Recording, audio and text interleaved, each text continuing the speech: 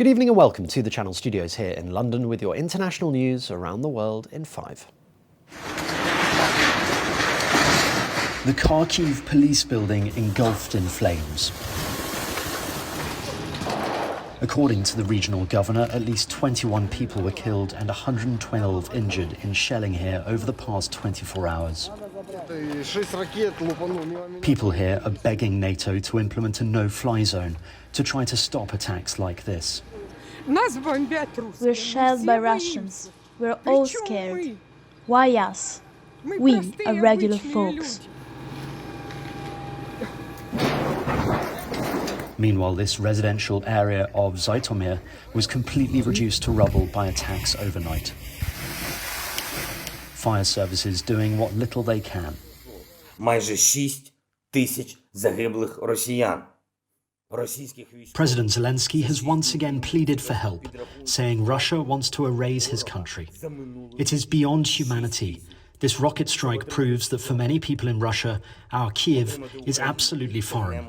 They don't know a thing about our history, but they have orders to erase our history, erase our country, erase us all. Russia says it's captured the Black Sea port city of Kherson. If true, this could strangle Ukraine's main supply chain. And from his jail cell, Russian opposition leader Alexei Navalny has managed to post a series of tweets.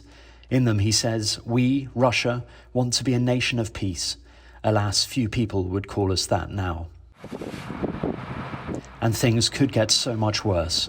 The huge 40-mile convoy of tanks is edging ever closer to the capital, Kyiv. The international response to the invasion continues as some of America's best-known companies, including Apple, Google and Ford, have stopped sales in the Russian market. Apple has also said it was making changes to its Maps app to help protect civilians in Ukraine. Oil benchmarks have hit multiple price and spread milestones across several key markets. Brent crude has reached $112 a barrel, the highest price since 2014. Look, our economy roared back faster than almost anyone. Meanwhile, US President Joe Biden says the country will follow the EU and Canada in banning flights from its airspace. US plane manufacturer Boeing said it was suspending parts, maintenance and technical support for Russian airlines. The CEO of Ryanair has announced all flights to Ukraine have been cancelled, but he also expressed solidarity to the people fleeing the country. Place. Again, I think we have a lot of flights where we have Ukrainian families travelling with us now on our Polish flights to destinations all over Europe to meet up with friends and family. We're going to keep the fares low in all of those, the close-in fares low on all of those routes. Solidarity has come from the Pope as well, as he declared a day of prayer and fasting for peace on Ash Wednesday. Pope Francis calling for humanitarian corridors to help refugees leave safely.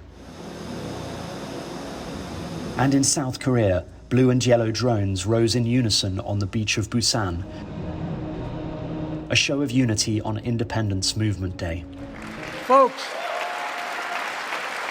In his State of the Union address, President Joe Biden told Congress that Vladimir Putin had badly misjudged how the West would hit back.